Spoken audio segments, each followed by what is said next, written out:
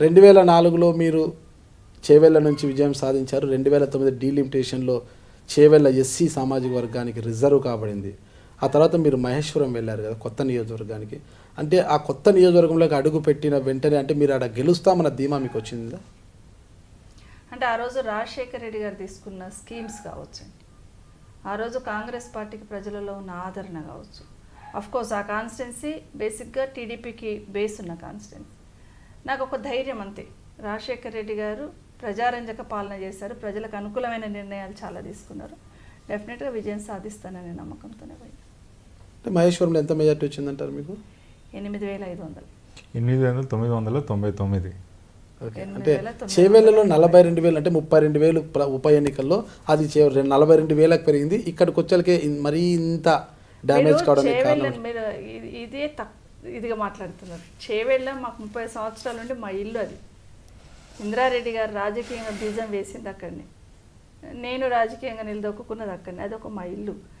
మహేశ్వరం నియోజకవర్గం నేను కొత్తగా ఒక నెల రోజుల ముందు పోయినాను, అది కొత్త కాన్స్టిట్యున్సీ కంప్లీట్గా, దానికి దీనికి తేడా ఉండదండి.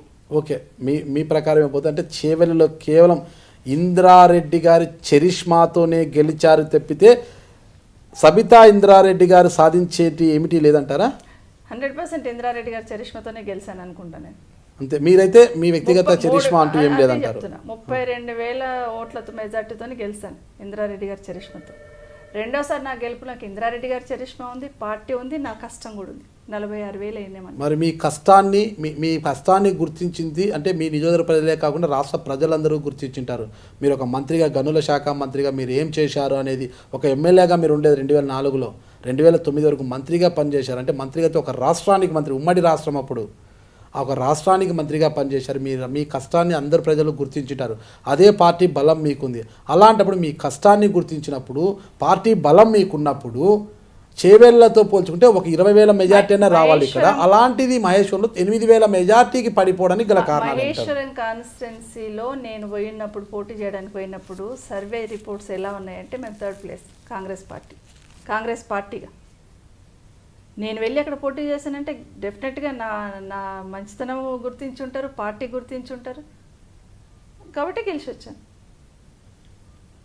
అంటే 2 సార్లు మీరు మంత్రిగా పనిచేశారు కదా, అంటే ఒకసారి ఎమ్మెల్యేగా, అంటే 2 సార్లు చేవెళ్ళ ఎమ్మెల్యేగా, మరొకసారి మహేశ్వరం ఎమ్మెల్యేగా పనిచేశారు, 2 సార్లు మంత్రిగా పనిచేశారు. 2 సార్లు మంత్రిగా పనిచేసిన మీకు అంతటి, మీ కుటుంబానికి అంతటి ఆదరణ ఇచ్చిన చేవెళ్ళకు మీరు ఏం చేశామంటారు? చేవెళ్ళలో ఏ అభివృద్ధి కార్యక్రమం చేసినా మా కుటుంబం చేసిందేనండి. నిజమే మీరు అన్నారు. ఇప్పుడు మా కుటుంబాన్ని ఎంత ఆదరించిన చేవెళ్ళ రుణం తీర్చుకోవాలనే దాంట్లో భాగంగానే చేవెళ్ళ ప్రాణహిత ప్రాజెక్ట్. అక్కడ రైతులకి మేము రుణం తీర్చుకోవాలి, ఏదో ఒకటి చేయాలనే ఆలోచనతో ఆ రోజు ఆ ప్రాజెక్ట్కి రూపకల్పన చేసినాం.